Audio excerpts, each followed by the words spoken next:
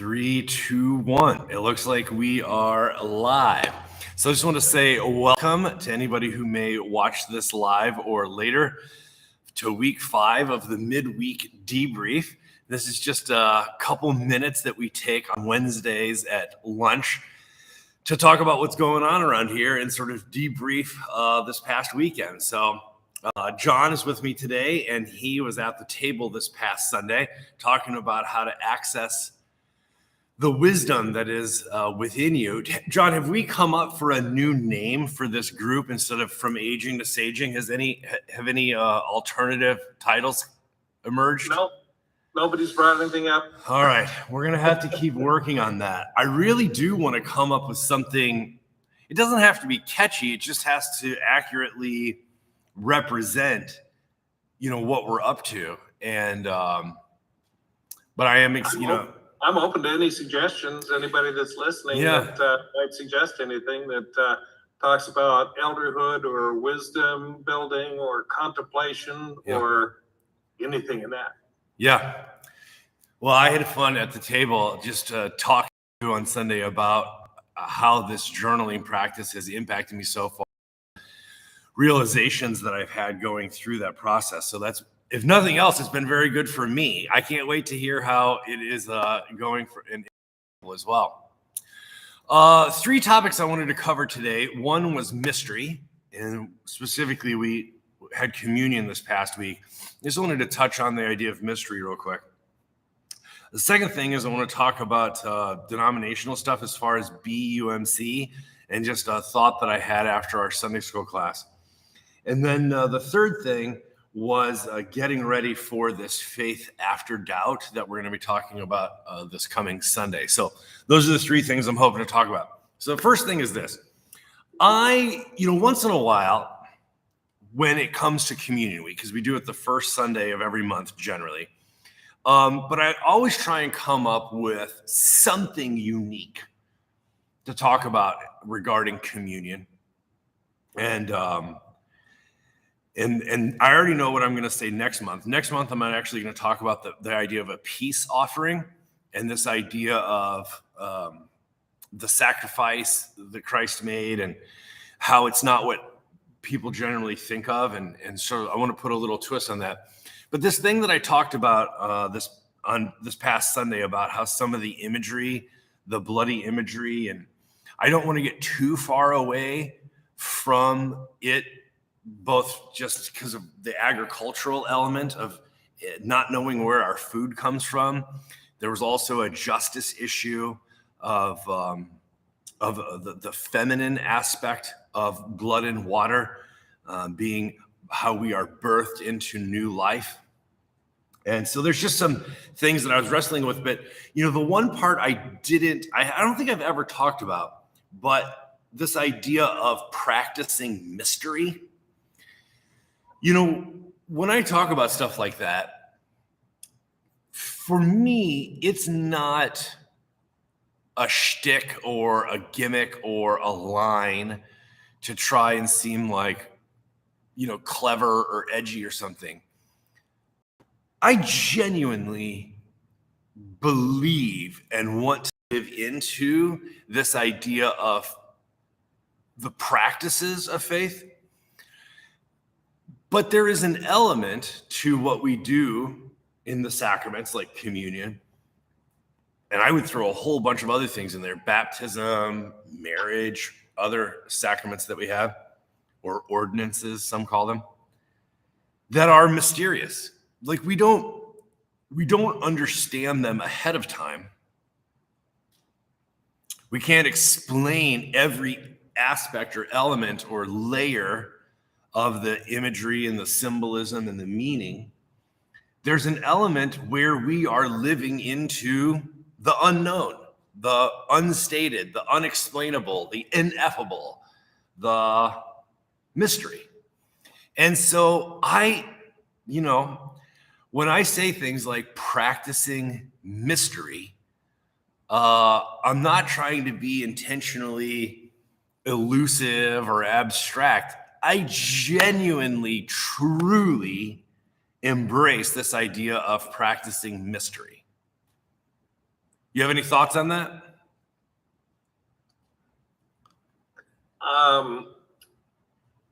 It's an act of surrender. Oh, yeah. Not being in control. You're not in control. And the thing is that we're not in control. It's an illusion that we have that we're in control. The unexpected happens all the time in our lives, but it's a matter of, rather than fighting and resisting it, it's a matter of surrendering to that. I remember a story of a rabbi in Russia in the 1800s who every day he'd walk to his shop and back, and he'd walk by a Cossack soldier. And the soldier watched him go by every day. And the soldier one day stopped him and said, "Where are you going?" And he said, "I don't know." And he said, "No, where are you going?" "I don't know." So the Cossack took him and threw him in jail. And the rabbi said, "See, I had no idea I'd end up in jail today." We don't know. Oh my God. What's going to happen in the next year, month, day, hour, minute. Wow, that's awesome. I really like that. Something that has changed for me in the last 4 years of being appointed here at the church is I've become very sacramental. I mentioned this on Sunday. I would actually call myself hyper sacramental in one sense, in that I believe in, I'm going to get really nerdy for a second, saturated phenomenon. I think that when we do things like practice, these practices of faith, that practice mystery. But one of the things that's really impacted me is, I grew up outside of Chicago, and as a Protestant, I didn't understand Catholics at all. They were very, I didn't get Catholicism at all.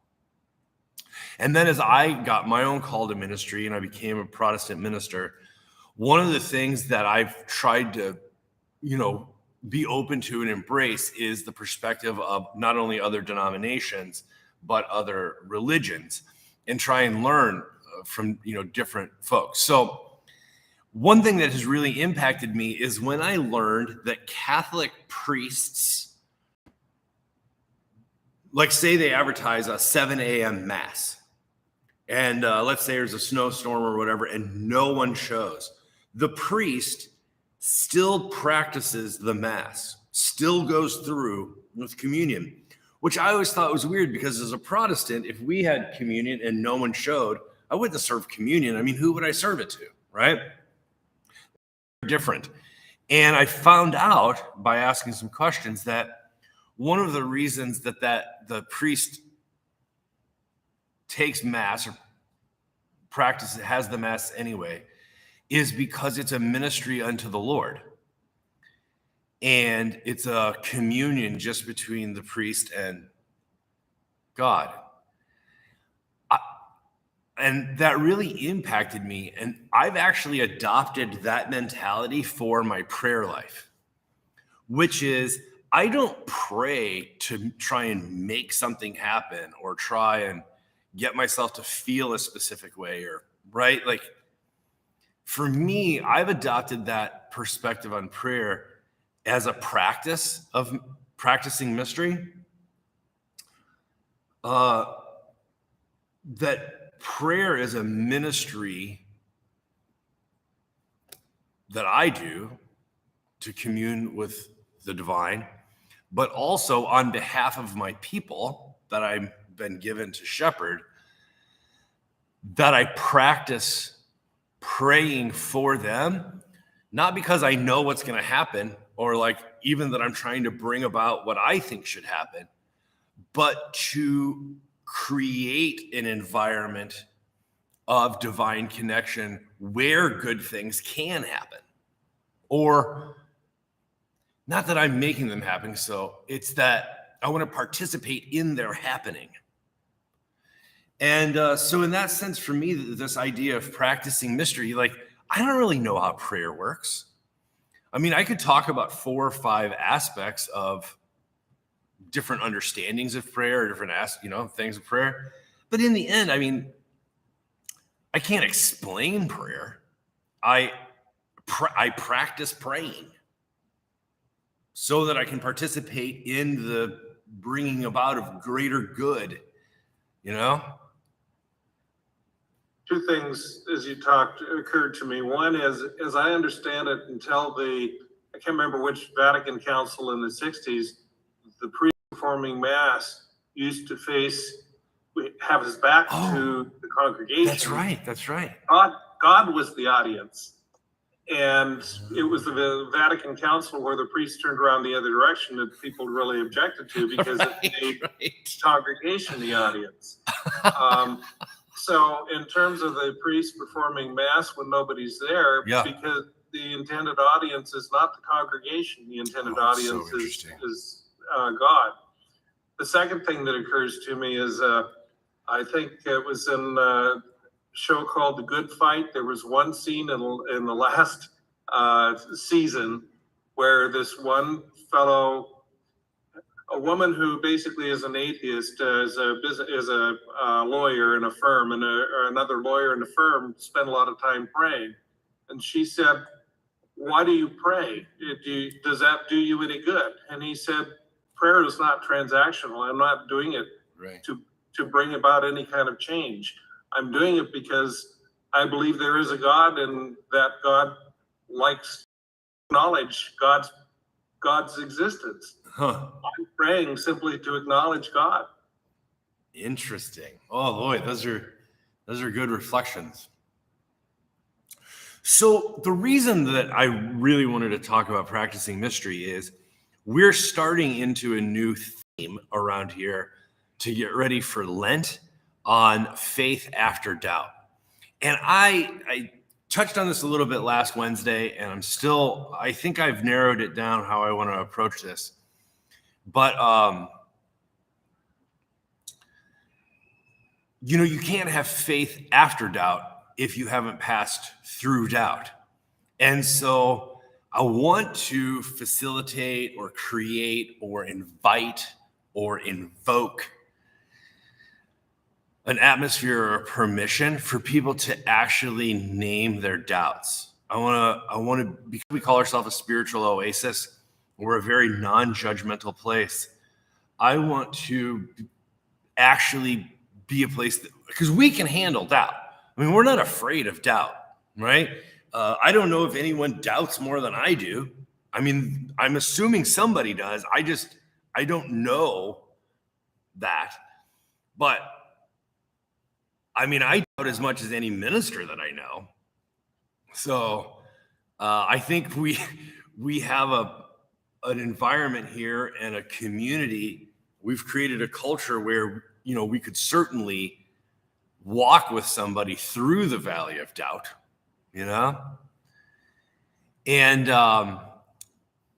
so this Sunday, I'm actually going to be we have some pretty special guests coming to the table to talk a little bit about this. And then during my homily lesson sermon, I'm going to be talking about Paul Ricoeur's notion of second naivete, that we come back to faith again after the desert of criticism, he calls it. But we come this time with our eyes open. And so for me, that's like a faith after doubt. And I'm excited about it, but I'm also, I think I've, said this enough times. I do want to handle it well because I certainly don't want anyone to get injured or for their faith to be worsened or, especially after the season of isolation and quarantine and conflict that we've just come through. I certainly don't want anybody to feel like they're getting roughed up at church. So trying to both facilitate and create an environment and all at the same time, make sure that we do it well enough that it's becomes a constructive exercise. I guess one of the things that strikes me is there's such a thing as skepticism, and there's another thing called cynicism. Basically, I think skepticism, it's healthy to always be open to looking and examining our beliefs and our thoughts and the things that people tell us. Cynicism is when we give up and don't remain open to the possibility of mystery. That's good insight, man. That's really good insight. Yeah, because in our contemporary environment, you have to be skeptical, right? You have to. It's the only appropriate response to this media age, right? Of the spectacle. One of my favorite books is The Society of Spectacle.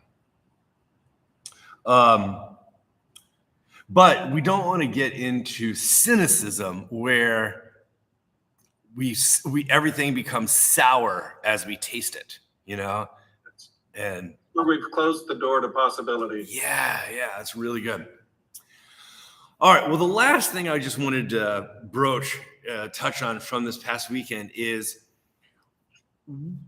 one of the things that's interesting about facilitating different kinds of conversations, because we're a conversational community, is you can facilitate the conversation well. And I think I did that at Sunday school well this past week. We were talking about this new promotion that our denomination, the United Methodist Church, is doing called #BUMC. And I think, so this is one of those weird things about, like, if somebody said, how did Sunday school go? I could say, well, I mean, it went well in that we had a vibrant conversation, but it didn't go well in that was pretty unsatisfying. So it's like, if you have a family meeting and people are able to voice that they're upset at each other, and I never know whether to say that meeting went well or it didn't go well. I mean, it went well in that people were able to voice that they're unhappy, but I'm not pleased that they're unhappy. And I felt like once in a while when we take on a tough subject in Sunday school, I have that feeling like, well, we definitely voiced our concerns. And for that, I'm grateful. I think that went well. But the concerns were not great. So I just, sometimes it's tough to evaluate. So the thing that really stood out to me in this is that we know that the United Methodist Church is going through some sort of a schism or a church split or a division. We know that that's happening. We have no idea how big it's going to be. We don't know how much the fallout's going to happen, whatever. My heart through the issue, and one of the reasons that I have, transferred in my membership and working on ordination issues, is I want to be a part of talking about what we become, what the United Methodist looks like down the road. And I guess it is really concerning that United Methodism comes with a little bit of baggage, and we don't always have the best reputation. We do some things well, like, our emphasis on service, right? We do some things really well. But it was interesting, even with the small group we had on Sunday, the number of concerns that were lifted up. I was actually grateful that it was a small group on Sunday, because I think if it had been a larger group, that may have been a lot of vocalizing concerns. So it makes me a little apprehensive, or I guess just appropriately aware, that whatever the United Methodist becomes in the next 5 years, and as Vermont Hills is planning to remain United Methodist, but that we do need to be aware that not everyone may think that's a great thing, and that it might come with some drawbacks that we haven't thought of or heard yet, but that are probably going to come out as this thing shifts and settles, there's going to be some things that I'm beginning to expect are going to come to the surface that,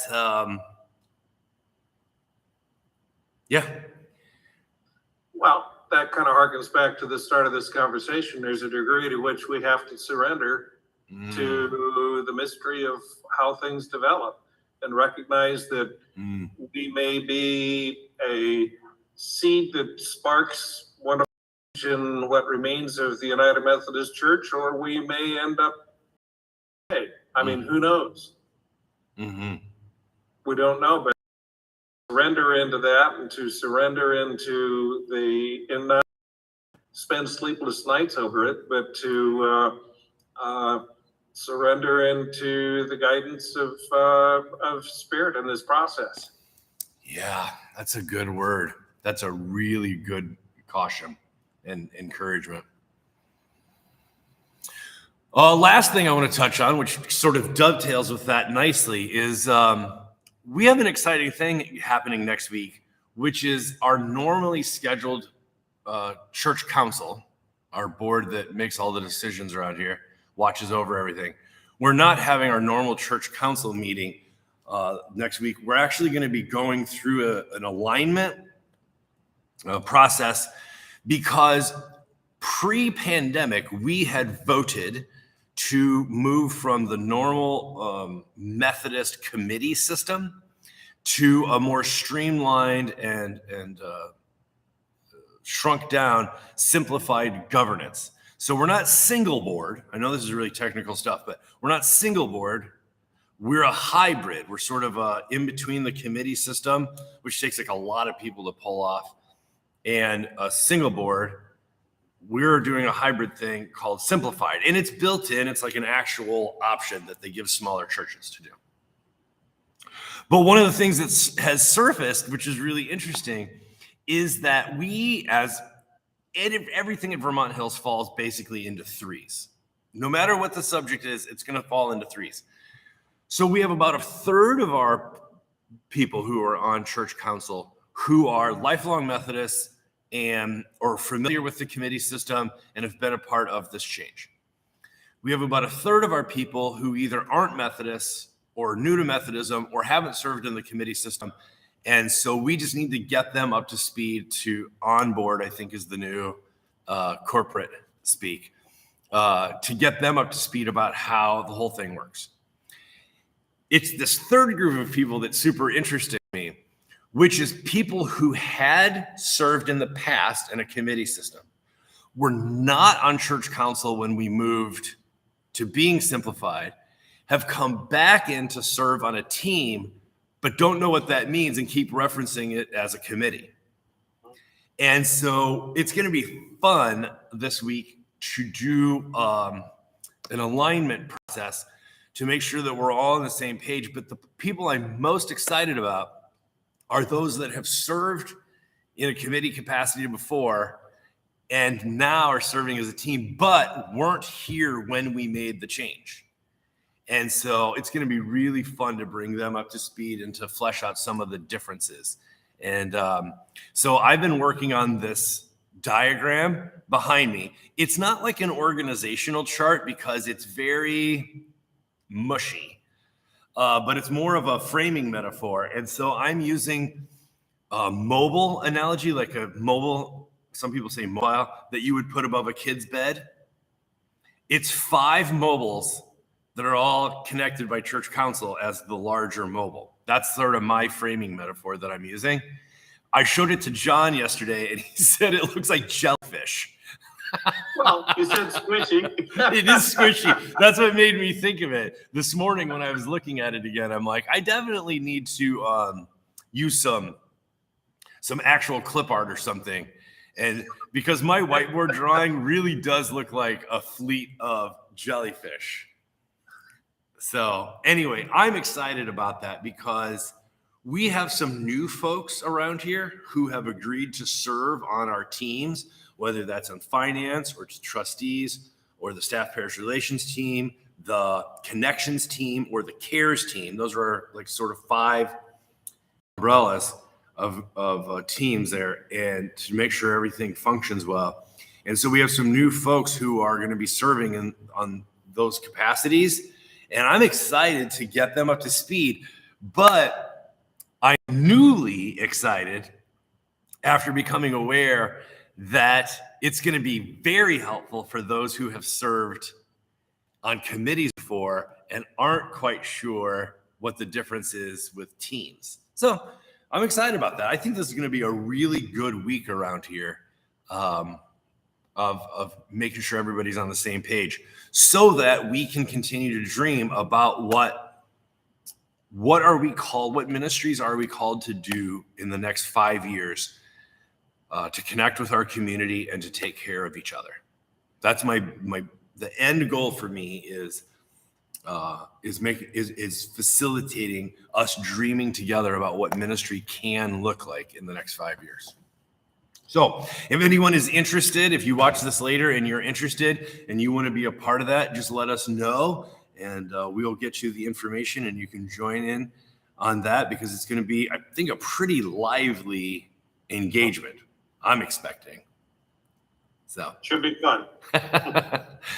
All right. Well, I hope everyone has a good Wednesday. I'll look forward to connecting with you on this Sunday as we start talking about faith after doubt. I'm going to be using my favorite Ricoeur meme about from beyond the desert of criticism, we long to be called. That's a Ricoeur quote. And somebody made it into this cool poster.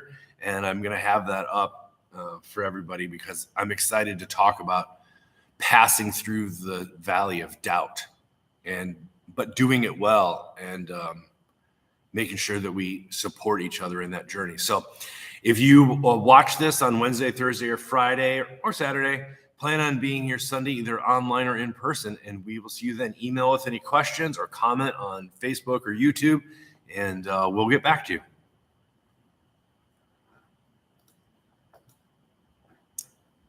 All right.